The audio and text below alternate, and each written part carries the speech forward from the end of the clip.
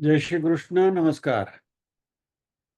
श्रीमद् भगवद गीता के अध्ययन की श्रृंखला में छठे अध्याय ध्यान योग आत्म संयम योग के आज के सत्र में सभी साध्यायियों का स्वागत एवं अभिवादन। ओंकार के नाद के साथ प्रार्थना करेंगे।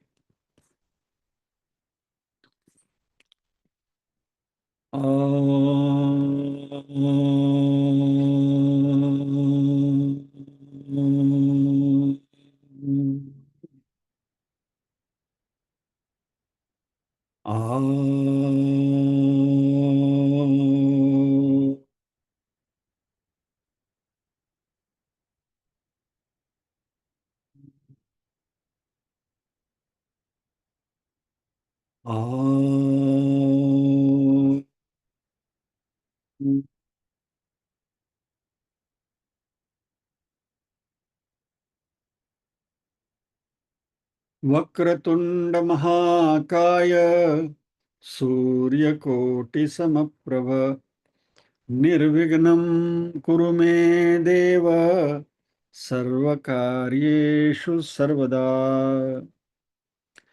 या कुन्देन्दु तुषारहार धवला या शुभ्रवस्त्रावृता या वीणावरदण्डमण्डितकरा या श्वेतपद्मासना या ब्रह्माच्युतशङ्कर प्रभृतिभिर्देवैः सदा वन्दिता सा मां पातु सरस्वती भगवती निःशेषजाड्यापहा।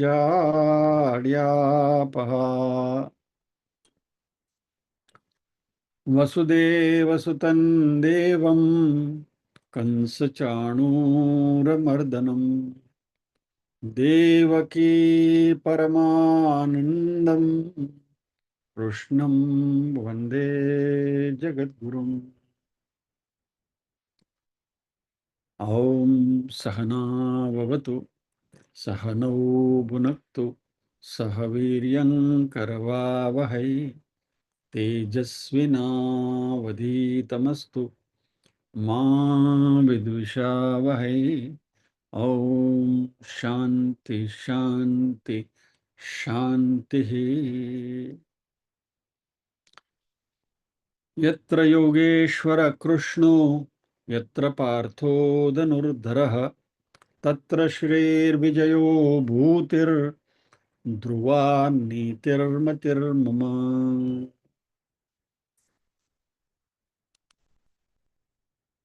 पारायण के लिए शैलाबेन और नीरूबेन दोनों टर्न बाय टर्न एक एक श्लोक बोलेंगे।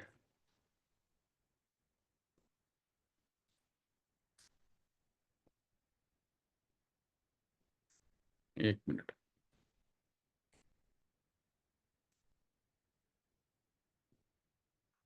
मैं दोनों को अनम्यूट करता हूँ।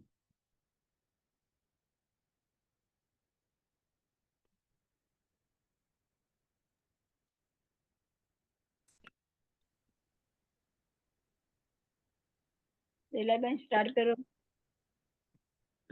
एक मिनट, शैलाबेन ने अनम्यूट करो। जी जय श्री कृष्ण। जय श्री कृष्ण। ओम श्री परमात्मने नमः। अथ षष्ठोऽध्यायः आत्मसंयम योगः। श्री भगवानुवाच अनाश्रितः कर्मफलं कार्यं कर्म करोति यः स सन्न्यासी च योगी च न निरग्निर्न चाक्रियः। यं सन्न्यासमिति प्राहुर्योगं तं विद्धि पाण्डव। न ह्यसन्न्यस्तसङ्कल्पो योगी भवति कश्चन। Speed speed. आरुरुक्षोर्मुनिर्योगं कर्म कारणमुच्यते योगारूढस्य तस्यैव शमः कारणमुच्यते। यदा हिनेन्द्रियार्थेषु न कर्मस्वनुषज्यते सर्वसङ्कल्पसन्न्यासी योगारूढस्तदोच्यते। उद्धरेदात्मनात्मानं नात्मानमवसादयेत् आत्मैव ह्यात्मनो बन्धुरात्मैव रिपुरात्मनः बन्धुरात्मात्मनस्तस्य येनात्मैवात्मना जितः अनात्मनस्तु शत्रुत्वे वर्तेतात्मैव शत्रुवत्। जितात्मनः प्रशान्तस्य परमात्मा समाहितः शीतोष्णसुखदुःखेषु तथा मानापमानयोः ज्ञानविज्ञानतृप्तात्मा कूटस्थो विजितेन्द्रियः युक्त इत्युच्यते योगी समलोष्टाश्मकाञ्चनः। सुहृन्मित्रार्युदासीन मध्यस्थद्वेष्य बन्धुषु साधुष्वपि च पापेषु समबुद्धिर्विशिष्यते योगी युञ्जीत सततमात्मानं रहसि स्थितः एकाकीयत चित्तात्मा निराशीरपरिग्रहः। शुचौ देशे प्रतिष्ठाप्य स्थिरमासनमात्मनः नात्युच्छ्रितं नातिनीचं चैलाजिनकुशोत्तरम् तत्रैकाग्रं मनः कृत्वा यतचित्तेन्द्रियक्रियः उपविश्यासने युञ्ज्याद् योगमात्मविशुद्धये। समं कायशिरो ग्रीवं धारयन्नचलं स्थिरः सम्प्रेक्ष्य नासिकाग्रं स्वं दिशश्चानवलोकयन् प्रशान्तात्मा विगतभिर्ब्रह्मचारिव्रते स्थितः मनः संयम्य मच्चित्तो युक्त आसीत मत्परः। युञ्जन्नेवं सदात्मानं योगी नियतमानसः शान्तिं निर्वाणपरमां मत्संस्थामधिगच्छति नात्यश्नतस्तु योगोऽस्ति न चैकान्तं मनश्नतः न चातिस्वप्नशीलस्य जाग्रतो नैव चार्जुन।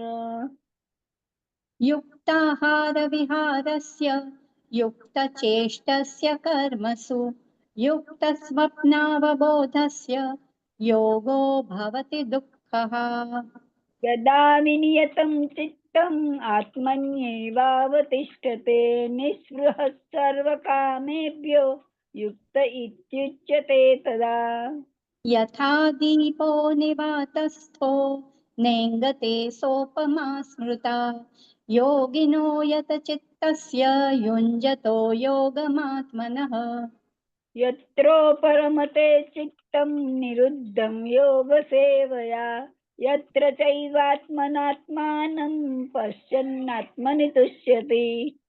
सुखमात्यन्तिकं यत्तद् बुद्धिग्राह्यमतीन्द्रियं वेत्ति यत्र न चैवायं स्थितश्चलति तत्त्वतः यं लब्ध्वा चापरं लाभं मन्यते नाधिकं ततः यस्मिन् स्थितो न दुःखेन गुरुणापि विचाल्यते। तं विद्या दुःखसंयोगवियोगं योगसङ्गितं स निश्चयेन योक्तव्यो योगो निर्वीणचेतसा सङ्कल्पप्रभवान् कामांस्त्यक्त्वा सर्वान् शेषतः मनसैवेन्द्रियग्रामं विनियम्य समन्ततः। शनैः शनैरुपरमेद् बुद्ध्या धृतिगृहीतया आत्मसंस्थं मनः कृत्वा न किञ्चिदपि चिन्तयेत् यतो यतो निश्चरति मनश्चञ्चलमस्थिरं ततः ततस्ततो नियम्येतदात्मन्येव वशन्नयेत्। प्रशान्तमनसं येनं योगिनं सुखमुत्तमम् उपैति शान्तरजसं ब्रह्मभूतमकल्मषम् युञ्जन्नेवं सदात्मानं योगी विगतकल्मषः सुखेन ब्रह्म संस्पर्शमत्यन्तं सुखमश्नुते। जय श्री कृष्ण। जय सर्वभूत श्री कृष्ण। कृष्ण। धन्यवाद। जय श्री कृष्ण। जय श्री कृष्ण भाई। जय बहनों ने जय श्री कृष्ण।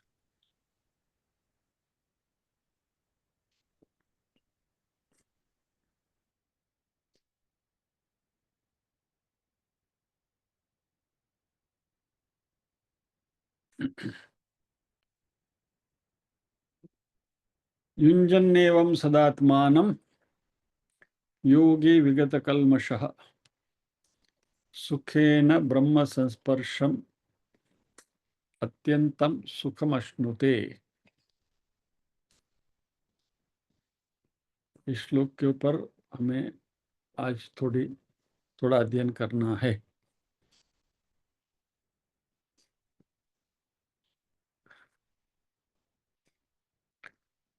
गत सत्र में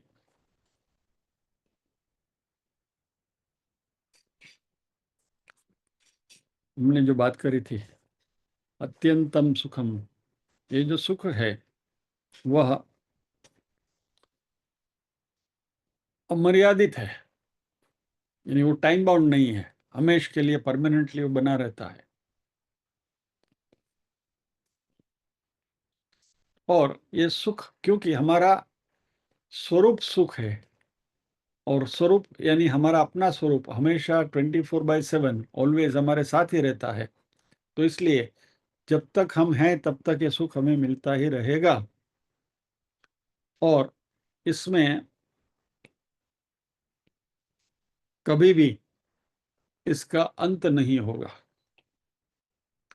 यानी जब तक ये शरीर है, इस शरीर से भी हम उस सुख की उपभोक्ति करते रहेंगे, और ये शरीर छूट जाने के बाद भी मुक्ति मिल जाएगी तो सुख ही सुख है, और पुनर्जन्म भी मिलेगा तो भी ये प्रक्रिया चालू रहेगी, क्योंकि एक बार ज्ञान हो गया तो कुछ प्रारब्ध मान लीजिए कि बच गया और भुगतने का रह गया और वापस एक शरीर मिल भी गया, तो जैसे हमने बात करी है पहले कि अध्यात्म की गाड़ी में रिवर्स गियर नहीं है, इसलिए मान लीजिए कि अगला एक और जन्म भी मिल गया मुक्ति से पहले, तो भी ये जो सुख की जो अनुभूति है वो तो बनी रहती है। अभी ये सुख को प्राप्त कैसे करें, ये सवाल हम पूछ सकते हैं। अभी ये जो भौतिक सुख है वो पाने के लिए हमें पुरुषार्थ करना पड़ेगा, कर्म करना पड़ेगा, और जितना पुरुषार्थ करेंगे उतना ही सुख की हमें प्राप्ति हो सकती है। It is, you can say, proportionate to the efforts that you make. जो जितना पुरुषार्थ करोगे उतना सुख आपको मिलेगा। और ये जो आत्म सुख जो है वो तो अनंत है, इनफाइनाइट है। तो अनंत सुख प्राप्त करने के लिए क्या आपको इनफाइनाइट पुरुषार्थ करना पड़ेगा? और मान लीजिए कि ऐसा आपको करना है, तो इनफाइनाइट कर्म आप करोगे तो कैसे करोगे? नॉट पॉसिबल, क्योंकि ये शरीर की मर्यादा है, टाइम एंड स्पेस दोनों की, तो इससे इनफाइनाइट कर्म हो नहीं सकता है। और मान लीजिए कि आप सोचने के लिए भी जाओ, यानी सबसे सूक्ष्म से सूक्ष्म फिजिकल कर्म आप क्या कर सकते हैं? पलक झपकाने का, just flash your eyelid, that is the smallest act you can do within the shortest time. कम से कम समय में जो क्रिया आप कर सकते हैं वो मात्र नेत्र के पलक झपकाने की, खाली ऐसा एक बार कर लिया। तो इनफाइनाइट कर्म करने के लिए पलकों को आपको इनफाइनाइट टाइम झपकाना पड़ेगा, and that is as good as not doing any karma at all.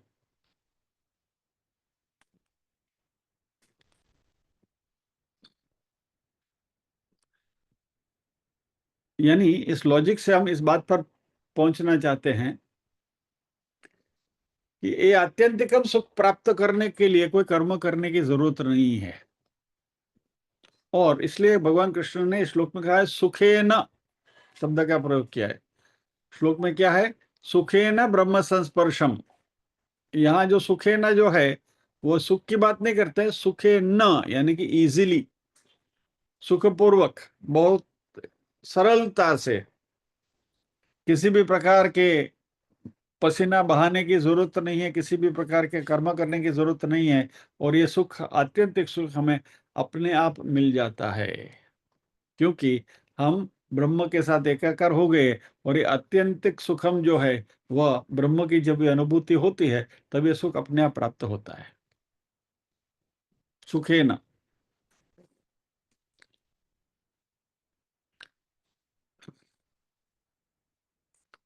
भौतिक सुखों की प्राप्ति में कहीं ना कहीं दुखों का सम्मिश्रण होता ही रहता है। क्या? तो भौतिक सुख जो है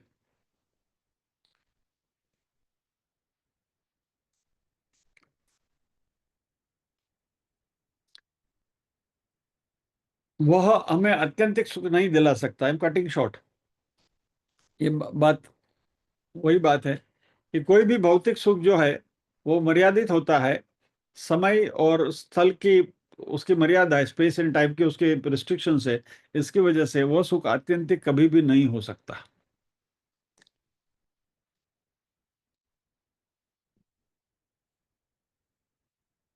ये सुख आत्यंतिक इसलिए है कि शास्त्रों ने हमें कहा है कि हम पूर्ण हैं। एक बात हमारे शास्त्रों की बहुत अच्छी ये है कि शास्त्र ऐसा नहीं कहते कि तुम पापी हो या तो तुम मूर्ख हो। शास्त्र कहता है तुम पूर्ण हो। इसको नहीं देखना वो आपकी मूर्खता है। आपकी पूर्णता को नहीं पहचानना ये हमारी मूर्खता या तो मूढ़ता है। लेकिन शास्त्रों तो कहता है कि तुम पूर्ण हो। और इसलिए शास्त्रों का श्रवण भी इतना ही आनंददायक है, क्योंकि वो अपने स्वरूप के साथ रूबरू करवाता है। और कोई आपको नहीं कहता कि आप पूर्ण हो। मात्र शास्त्र ही हमें अपने पूर्णत्व से स्वीकार करता है। बाकी कहीं भी जाओ, किसी के भी पास जाइए आप, कहीं ना कहीं आप में कुछ न कुछ खामियां उनको दिखेगी या तो दिखाएंगे भी। कोई भी इस जगत में हमें पूर्णत्व के साथ स्वीकारने के लिए तैयार नहीं होगा, एक्सेप्ट हमारा शास्त्र। कोई भी धर्मशास्त्र भी हमें पूर्णत्व से स्वीकार नहीं करता, क्योंकि धर्मशास्त्र जो हैं, जिसको हम थियोलॉजी कहते हैं, वह तो हमारा हमारी भर्त्सना ही करते हैं भाई तुम पापी हो। आप किसी भी धर्म में जाओ, किसी भी संप्रदाय में जाओ, बराबर है। अभी अब जो जितने भी मॉल बने हुए हैं यहाँ, धार्मिक मॉल, सबका कहना है हमारे पास आओ, हम आपको सुखी कर देंगे, हम आपको ये कर देंगे। Everybody says that. लेकिन उनमें से कोई भी, आप कहीं भी जाओ, ये नहीं कहते कि तुम पूर्ण हो। तुम्हारा स्वरूप ही आनंद का है भैया, ये कोई नहीं कहते, क्योंकि एवरीबडी वांट्स देयर क्लाइंट्स। सबको नंबर्स जुटाने हैं। और सभी की मनीषा है कि सब हमें बचाना चाहते हैं। मान लीजिए क्रिश्चियनिटी में जाओ तो क्रिश्चियन में तो शुरुआत ही वहां से होती है कि यू आर बोर्न सिनर। तुम्हारा जन्म ही पापी बन के तुम जन्मे हो और यीशु आकर तुम्हारा उद्धार करेंगे। इस्लाम में भी वही बात है, मोहम्मद आएंगे और कयामत के दिन तुम्हारा इंसाफ करेंगे और तुम्हें ये करेंगे। बाकी भी सारे संप्रदाय में जाओ तो हमारा संप्रदाय ऊंचा है, हमारा संप्रदाय बड़ा है, हमारे पास आ जाओ। Anyway, let us not get into that. लेकिन शास्त्र हमें कहता है तत्त्वम असि। तुम वही हो, तुम वही चैतन्य हो। और शास्त्र ऐसा भी नहीं कहता कि तत्वम भविष्यसि, यानी कि तुम वो हो जाओगे, ऐसा भी नहीं कहता है। प्रेजेंट टेंस में पॉजिटिव एफर्मेशन करते हैं, तत्वमसि, तुम वही हो।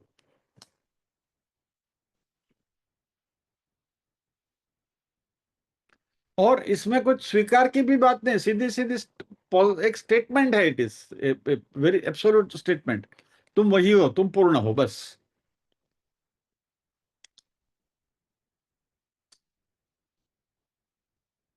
तो हम वही सत्य हैं जो इस सृष्टि में विद्यमान है, वही सत्य है, वही कॉन्शियसनेस है। इसके अलावा और कुछ नहीं है, क्योंकि बाकी सारी चीजें जो हैं वो अनात्मा हैं। विवेक चूड़ामणि में कल वही बात हो रही थी। क्या हम ही हैं जो स्वतः सिद्ध हैं, और बाकी सारी चीजें जो भौतिक हैं वह हमारे ऊपर निर्भर है। तो शास्त्र हमारा पूर्णत्व से स्वीकार करता है, और इसलिए मोक्ष की बात मात्र हमारे शास्त्रों में बहुत स्पष्टता के साथ करी गई है। आत्मज्ञान प्राप्त हुआ, मोक्ष।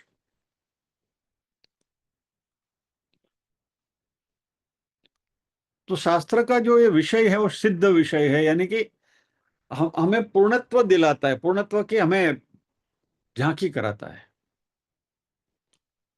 और ये पूर्णत्व की झांकी भी इट इज प्राप्त से प्रापणम, यानी कि हम हैं ही, मात्र हमें उसकी विस्मृति हुई है। शास्त्र खाली उसकी स्मृति कराता है कि भाई तुम वही हो, तत्वमसि।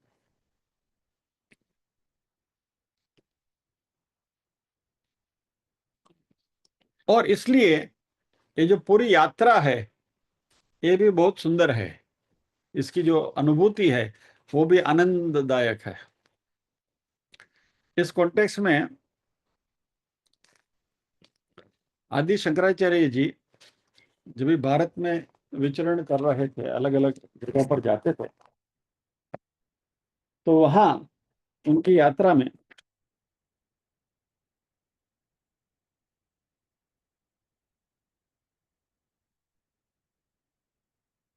वैदिक धर्म का प्रचार कर रहे थे।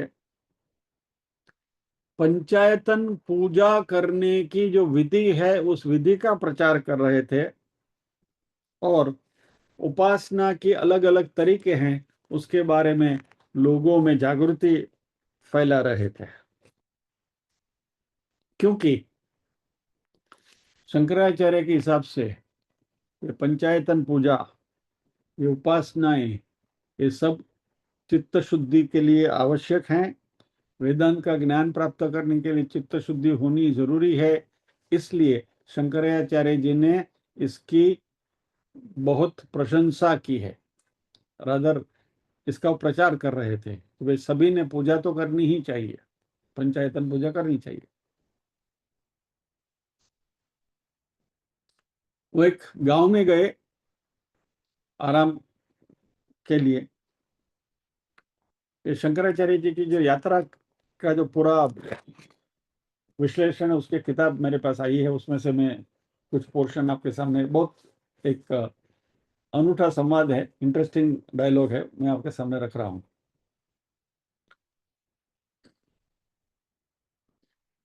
तो एक ब्रह्मचारी शंकराचार्य जी से मिलने के लिए आए, और ब्रह्मचारी ने अपना परिचय दिया कि हे गुरुदेव, मैं ब्रह्मचारी हूं और मैंने वेदों का अध्ययन पूरा किया हुआ है, और मैं मेरा जीवन शास्त्र के सिद्धांतों के अनुसार मैं व्यतीत कर रहा हूं। लेकिन अभी तक मुझे ये पता नहीं पा रहा है कि ब्रह्म विद्या मुक्ति कैसे दिला सकती है।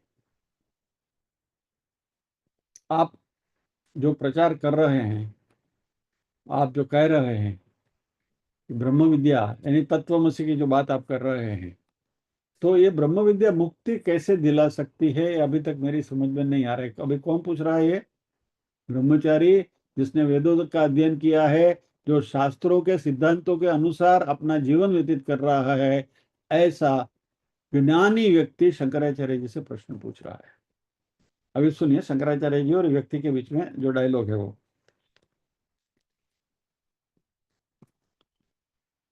शंकराचार्य ने पूछा कि आप कौन हैं? तो उसने अपना नाम बताया कि मैं देवदत्त हूं।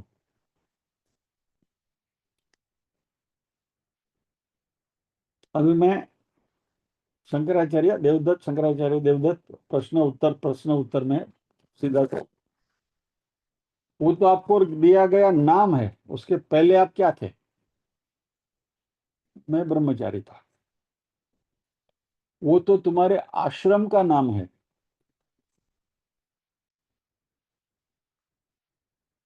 और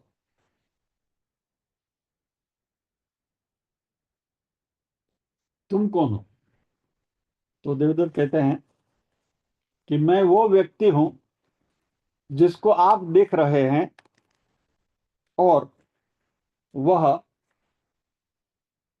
युष्मत शब्द से उसको संबोधित किया जा सकता है, यानी कि तुम, यू, यानी कि तुम मुझे तुम कहकर संबोधित कर सकते हो। You can call me you, that is युष्मद। संस्कृत में अस्मद यानी मैं, युष्मद यानी तुम। तो युष्मद कह के आप मुझे पुकार सकते हो, वो मैं हूं। तो शंकराचार्य जी कहते हैं हाँ, मेरे लिए बराबर तुम युष्मद हो। तो दोनों ज्ञानी के बीच की चर्चा है। शंकराचार्य जी कहते हैं कि तुम, मेरे लिए तुम युष्मद हो, बराबर है, बट अपने लिए तुम कौन हो? देवदत्त उत्तर देता है, मेरे लिए मैं वो हूं जो मैं, यानी कि अस्मत् से जिसको डिनोट किया जा सकता है, जिसको अस्मत् से उसको पुकारा जा सकता है, वो मैं हूं। तो शंकराचार्य जी ने कहा कि युष्मत् और अस्मत् के बीच में फर्क क्या है? देवदत्त उत्तर देता है, थोड़ी थोड़ी देर के लिए सोचकर उत्तर देता है कि भगवान,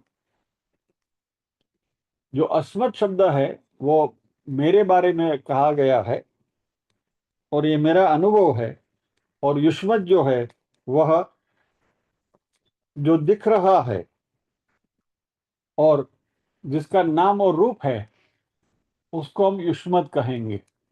ये देवदत्त का आंसर।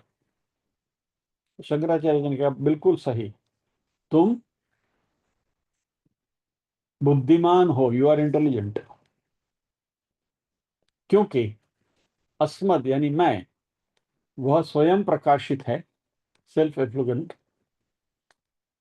और तुम युष्मद, वो अंधेरा है। और युष्मद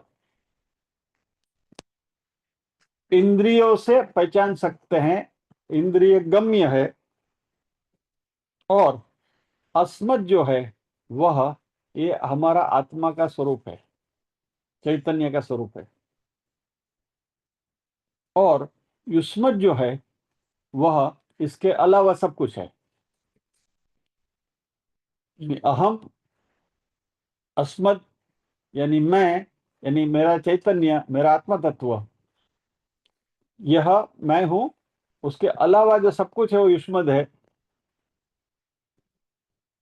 और ये दोनों एक दूसरे से विपरीत हैं, बोथ आर म्यूचुअल एक्सक्लूसिव, जैसे अंधेरा और उजाला।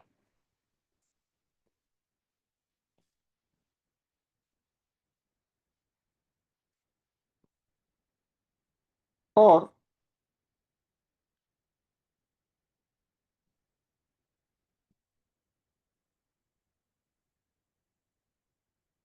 जो युष्मद है उसको अस्मत् के साथ जब ये जोड़ा जाता है, सुपर इम्पोज किया जाता है, यानी कि उसको अध्यास कहते हैं। युष्मत युष्मत का अस्मत् के ऊपर super imposition, that is called अध्यास। ये जब ये अध्यास होता है, इसको वेदांती लोग अविद्या कहते हैं। यानी कोई भी अनात्मा तत्व है, उसको आत्मा के ऊपर यदि आप थोपेंगे या तो अध्यास करेंगे, तो वह अविद्या है, ऐसा वेदांती लोग कहते हैं। और उससे विपरीत अपने आप को पहचानना, अपने आप की पहचान बनाना, वह विद्या है। यानी इन शॉर्ट, अपने को जानना, अपने स्वरूप को जानना, आत्म स्वरूप को जानना, वो विद्या है। और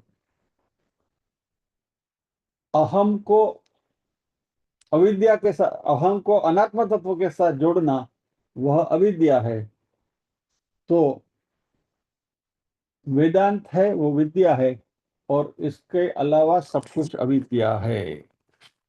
तो इसने पूछा कि भाई, ये जो ब्रह्म विद्या मोक्ष कैसे दिला सकती है? तो शंकराचार्य जी ने उत्तर दिया कि अपने आप की पहचान बनाओ, अस्मद और युष्मद के बीच में जो फर्क है, वो फर्क को समझो, और आत्म तत्व की जिस दिन पहचान बन जाएगी, उस दिन तुम्हें इसकी प्रतीति हो जाएगी। यहाँ वही बात हो रही है। बाकी के जो सारे सुख है वो युष्मत कैटेगरी में आते हैं, और वो पाने के लिए हमें प्रयत्न करना पड़ता है, और वह हमेशा सुखदायी होंगे ऐसा नहीं है। मान लीजिए कि आपको स्वर्ग भी मिल गया, तो वो भी 100% वहाँ सुख नहीं है, और वहाँ भी क्षीण पुण्य मर्त्य लोक का विशंति, वो जो जैसे हमें मालूम है भगवद गीता से, कि वहाँ पुण्य समाप्त हो जाने पर वापस यहाँ धरती पर टपकना पड़ेगा।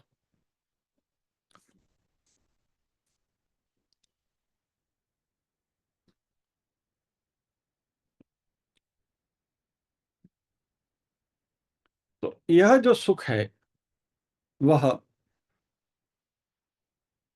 किसी प्रयत्न से प्राप्त नहीं होता है, अपना ही स्वरूप है।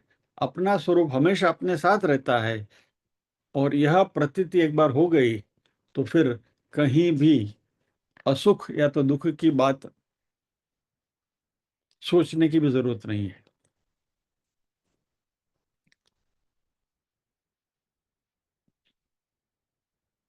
अपने आप को छोड़कर बाकी किसी भी चीज की डिजायर यदि हमारी इच्छा होगी, तो वह अनात्मा की ही इच्छा है। स्वर्ग की इच्छा भी, स्वर्ग भी अनात्मा है, क्योंकि वो भी अपना स्वरूप नहीं है। तो जब भी आप कहो कि मुझे कहीं जाना है या तो मुझे कुछ पाना है, तो ये सारी चीजें, जहाँ जाना है या तो जो पाना है, वो सारे अनात्म तत्व ही हैं। फिर वो स्वर्ग भी हो, धन भी हो, पुत्र पुत्रादि हो, जो भी हो, वस्तु व्यक्ति परिस्थिति सब कुछ, ये सब जो है वो अनात्म है। और ये सारे अनात्मा जो है, वह शाश्वत सुख हमें कभी नहीं दे सकते।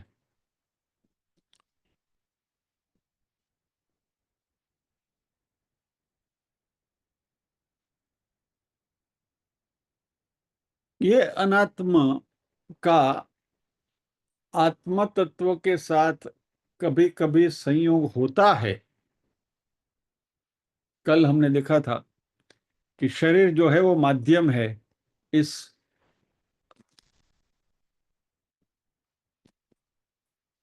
भौतिक जगत के साथ व्यवहार करने के लिए। Body is A intermediate medium, और इसके जरिए हम इस भौतिक जगत के साथ व्यवहार करते हैं। और यह आत्म तत्व जब इस शरीर का उपयोग करते हुए एज एन इंस्ट्रूमेंट भौतिक अनात्मा तत्व के साथ संसर्ग करता है, और जब तक ये संसर्ग या तो कनेक्शन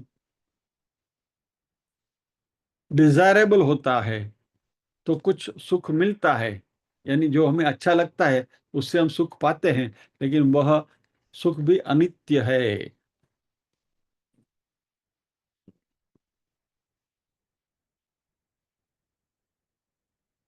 तो ये जो अनात्म इच्छा कभी कभी हमारे में प्रकट होती है, अनात्मा को प्राप्त करके उससे कुछ आनंद लेने की, इस इच्छा को यदि तुम छोड़ दो और उसकी जगह पर मात्र और मात्र आत्म इच्छा ही रखो, यानी कि आत्म तत्व की प्राप्ति की ही इच्छा रखो, तो जो सुख मिलेगा वह अनन्य सुख मिलेगा। अभी ये जो आत्म तत्व है, इस आत्म तत्व को आपको कुछ करने की जरूरत नहीं है। आपको न तो उसको पॉलिश करने की जरूरत है, न तो उसको चमकाने की जरूरत है, क्योंकि आत्म तत्व जो है वह नित्य प्रसिद्ध है, यानी सेल्फ एफ्लुगेंट, स्वयं प्रकाशित है। इसलिए इसके ऊपर कोई उपचार करने की या तो कोई विधि करने की जरूरत नहीं है कि वह ऐसा करेंगे तो इसकी चमक बढ़ेगी। और ये हमेशा अपने साथ है, it is always present with us.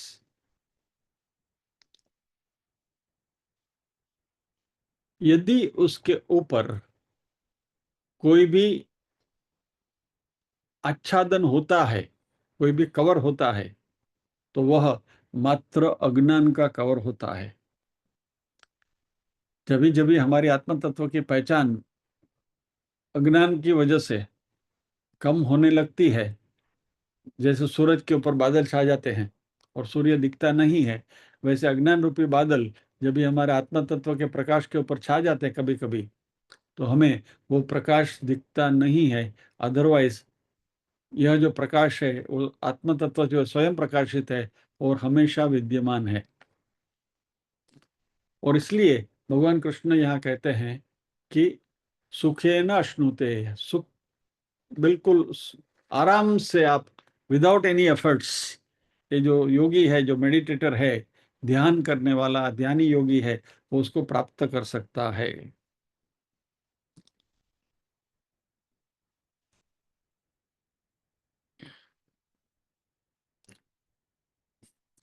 यहाँ भगवान ने ब्रह्म संस्पर्शम का शब्द का प्रयोग किया है। इसमें पहले हम ये बात देख चुके हैं कि ब्रह्म के साथ कोई भौतिक स्पर्श या तो संसर्ग नहीं होता है कि ब्रह्म आपको आलिंगन देता है या तो आप ब्रह्म को आलिंगन देते हैं, वैसा कुछ नहीं है। यहाँ ब्रह्म संस्पर्शम यानी ब्रह्म की पहचान,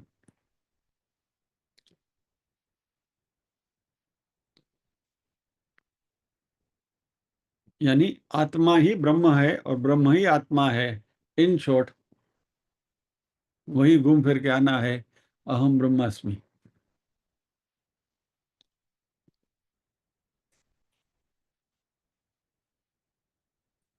तो यहाँ भगवान ने कहा कि जो जीवात्मा है उसको आत्यंतिक सुख प्राप्त होता है। इसके अगले वाला जो श्लोक था उसमें भगवान ने कहा था कि आत्यंतिक सुख आकर जीवात्मा को मिलता है, यानी कर्ता और कर्म की जो बात करी थी हमने। लेकिन यहाँ ऐसा कुछ नहीं है, क्योंकि सभी जगह पर आत्म तत्व ही व्याप्त है और इसलिए किसी को किसी के पास जाने की जरूरत नहीं है। वो जो सुख है वो भी आत्म तत्व है और आत्म तत्व ही सुख है। Both are same. और ये सबके लिए मात्र एक ही मार्ग है, वो है ज्ञान मार्ग।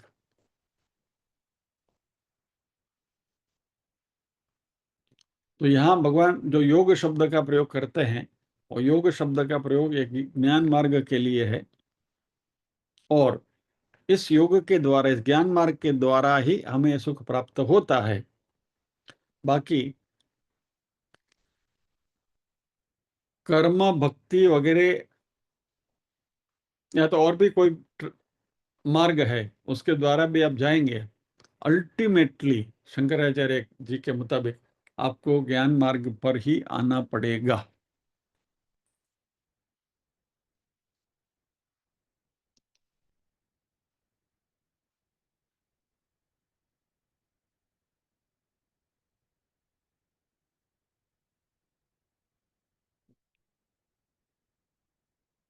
बाकी के जो सारे मार्ग हैं, मान लीजिए कि पतंजलि का अष्टांग योग है, कर्मयोग भी है, और इवन भक्ति योग है, ये सब। यहाँ एक बेसिक डिफरेंस मैं आपको बता दूं, शंकराचार्य जी जो अद्वैत की बात करते हैं उनके लिए ज्ञान मार्ग श्रेष्ठ है, और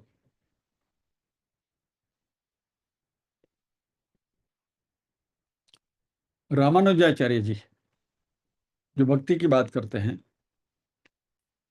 उनका कहना यह है कि ज्ञान प्राप्त करके भक्ति करो और भक्ति से मुक्ति मिलती है। ये दोनों आचार्यों की जो सिद्धांत है उसमें इतना ही फर्क है। अल्टीमेटली बात दोनों को मुक्ति की करनी है। लेकिन इसका मैंने आपको पहले एक बार एग्जाम्पल दिया था, शायद आपको याद होगा, कि नमक की पुतली जब इस समुद्र में गोता लगाती है तो समुद्र में एकाकार हो जाती है और अपनी आइडेंटिटी खो बैठती है, बराबर है।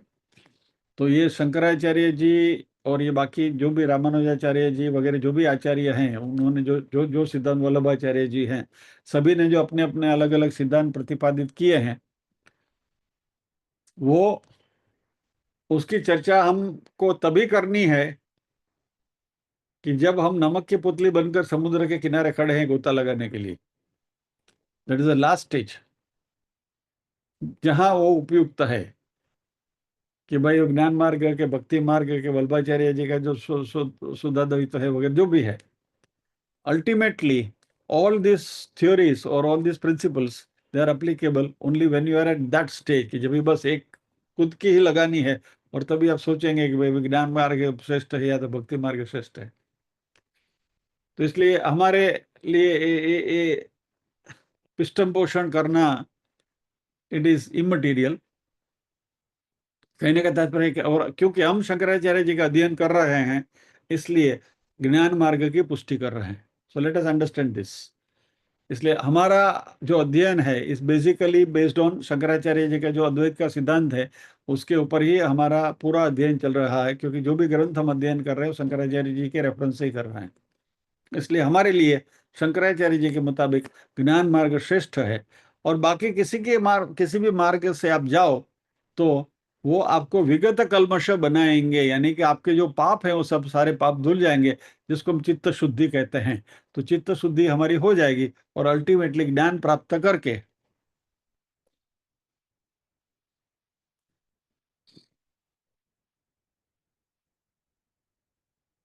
मुक्ति मिल सकती है। तो ये एक ही मार्ग है। बाकी जो भी प्रॉब्लम है, जो भी बखेड़ा है, झंझट है, ये सब अज्ञान की वजह से हैं। They are all born out of ignorance.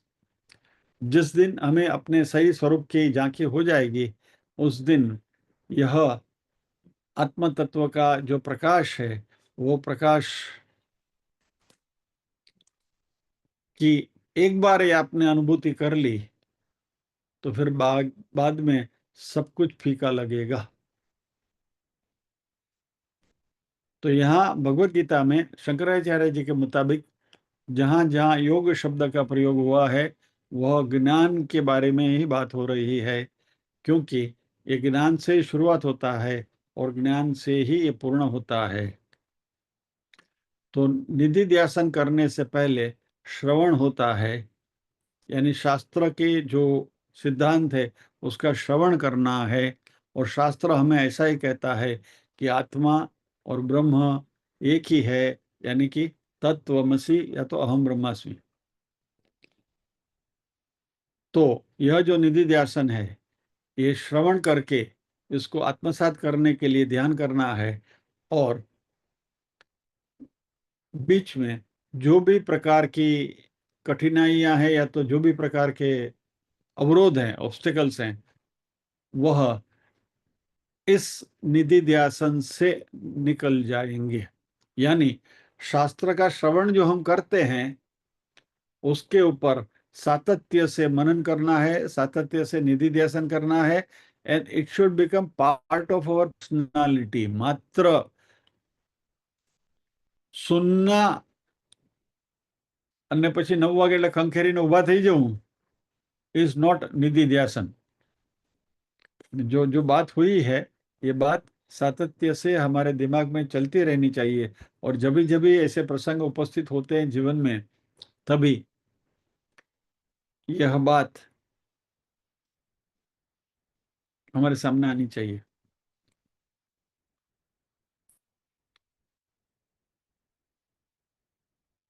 I think समय भी हो रहा है, तो आज के हमारे इस अध्ययन को यहीं विराम देंगे। एक आपको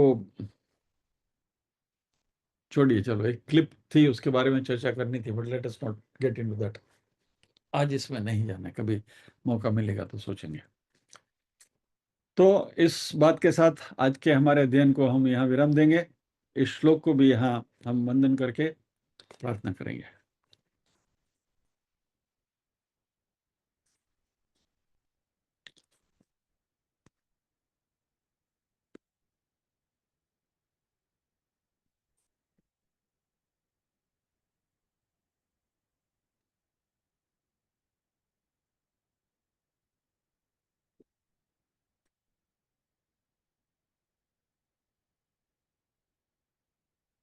ओम असतो मा सद्गमय, तमसो मा ज्योतिर्गमय, मृत्योर्मा अमृतंगमय।